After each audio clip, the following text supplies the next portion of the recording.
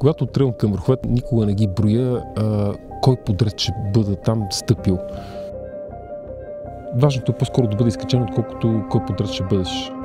За мен е смисълът от това да стъпи българин на тия точки е да мога да разказваш от първо лице. Това чувство, че говориш вече бил там, мене по-ми харесва, отколкото да слушаш само как другите са направили някакви постижения, пък ние българите някакси още не сме дорасли да го направим. Върхът. Да пропаднеш в ледникова цепнатина. Голямата цел.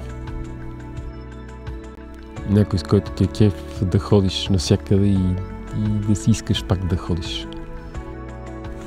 Моето место, моята вселена. Честно, кой съм? Така. Добре, айде, почваме отново. Добре, начало. Аз съм Боян Петров и съм зоолог, който работи в Националния природонаучен музей към БАН. Интересно ми е да се занимавам с тайни, скрити, неизследвани неща. Такива са пещерите, прилепите, високопланинската фауна. И в времето обаче, за да стигна до тях, се научих да бъда алпинист и последните години се занимавам само с върхове.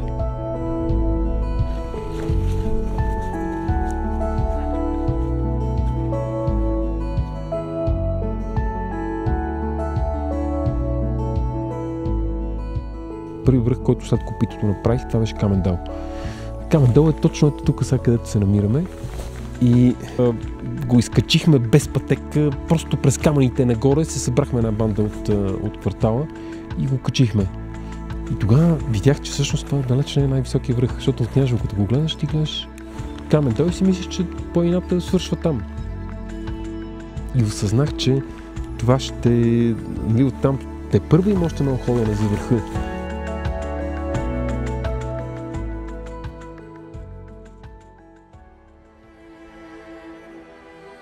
2014 започнах да си мисля, че Хималайската корона е едно постижима цел, която мога да реализирам с много напъване, с много отдаденост. До сега съм изкачил 8 хилядника и съм изостанали още 6 върха. Еверест, най-високият, Лотсе, Чойо, Далагири, Шишапангма и Гашебрум. Планирам тия 6 върха да ги изкатера в следващите, искам да са 2 години, но вероятно ще станат 3 години.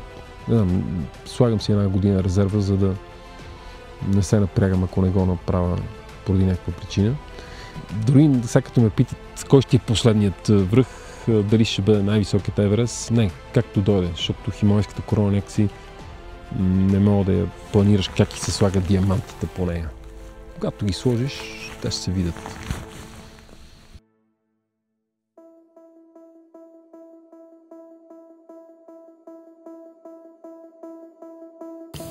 А върха, който най-ме потисна, защото не успяхме един месец, докато се мъчихме на него, това е Нанга Парбат.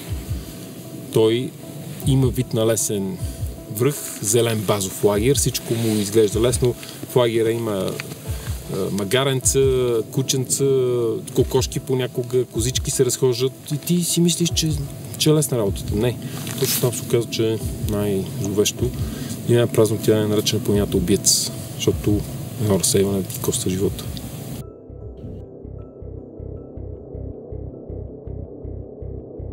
В 2009 година на прибиране от Пакистан, от Гашебрум, пропаднах в една цепнатина, 8 метра полет.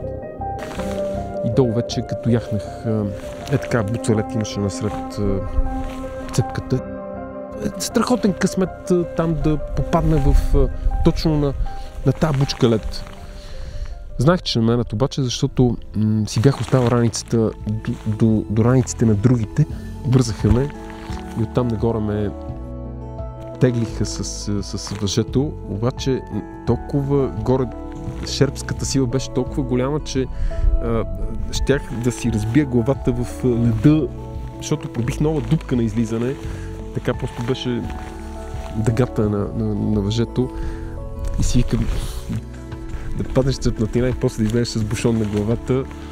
Обаче стават такива случки. При едно от прибиранията, точно от върха на Манаслу, ми се случи най-неочаквано, се оказах леко неподготвен. След 5 дена в планината аз се прибирам и на финала точно вече става тъмно, тръгвам да се прибирам и изведнъж челника се оказа, че вече му е свършил батерията. И викам сега, ти си на 2 часа от базовия лагер, трябва да се прибереш. А ледник, в който бях навлезал, е най-неприятният, който някога въобще съм бил. Целият с такива плетеница от цепнатини открити, които ти трябва да ги на зигзаг да ги караш, обаче и да скачаш от време на време, за да преминаваш през това поле. И тогава се сетих, че викам, имаш телефон от джоба. И сетих телефона има фенерче. И викам, спасението. Така че, колкото невероятно звучи, обаче се прибрах от Манаслу с помощта на телефон с фенерче.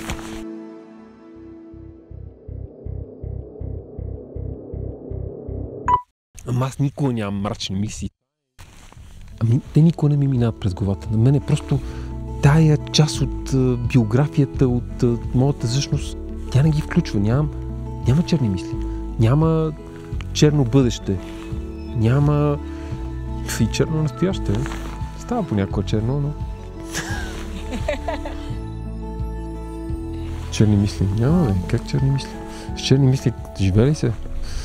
Не се живее. Обикновено в дните, когато ми е тежко в палатката. Тежко в смисъл, че много дни вече е продължила експедицията. Сънувам зелено, гори, Родопите. Сънувам как с пръстите рова в горещ пясък. Аз нямам чувство за хумор. При мен с шегите положението е едно да гледаш китайски филм без субтитри. Просто не ги разбираш.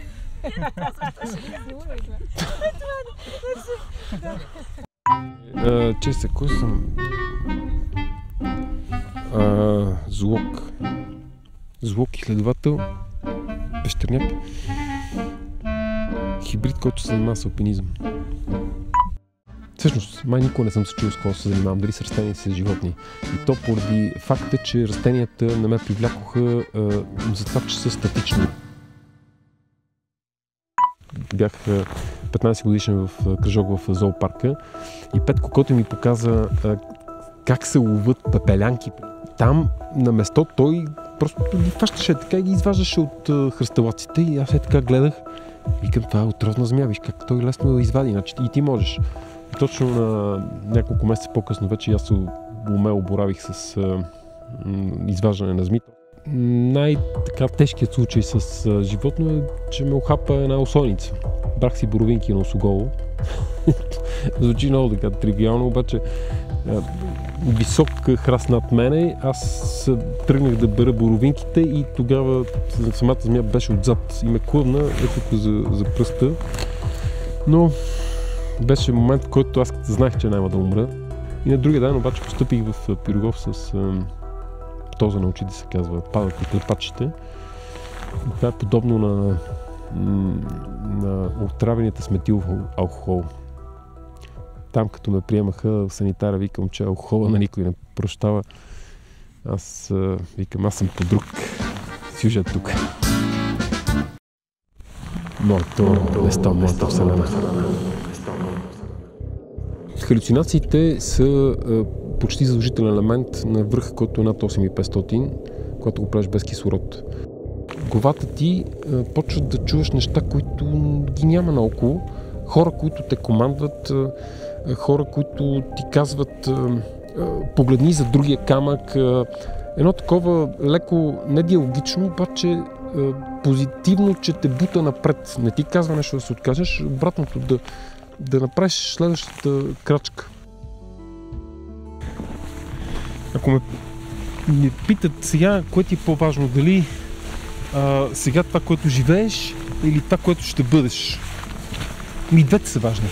Защото ако не мислиш за бъдещето, някакси няма да имаш погледа да правиш точно тия стъпки, така че да успееш. Така че и двете са важни. И настоящето и бъдещето, още повече и миналото.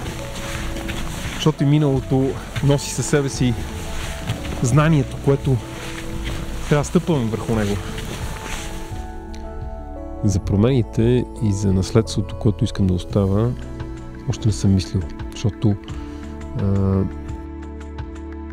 първо да ги изкача върховете и тогава да си кажа, тук добре, оставих върхове, изкачени от българин.